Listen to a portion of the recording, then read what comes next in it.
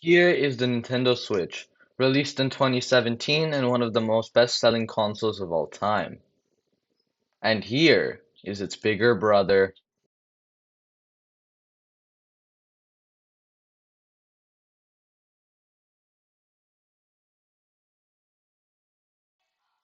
So, the first thing you notice is the outside. This time around, it has two USB-C ports instead of one on the original, which improves ergonomics when it's plugged in and supports external devices like the camera. Another big difference is the kickstand. The old Switch had this flimsy little thing on the side, but the Switch 2's is much bigger and goes almost 180 degrees down. Also, another thing to notice is only micro SD express cards work with the new one. And here are the new Joy-Cons, which are black with little rings of color around the joysticks, but also they're magnetic.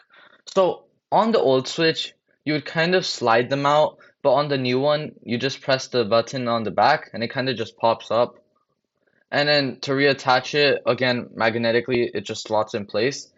The thing used to connect the Joy-Cons as a kind of controller also uses the same mechanism. And then we boot it up.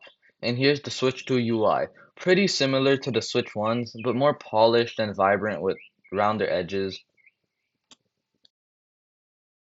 But then you go into the games. And one of the biggest things I noticed was the audio. Here's the audio from the Switch 1, and here's the Switch 2.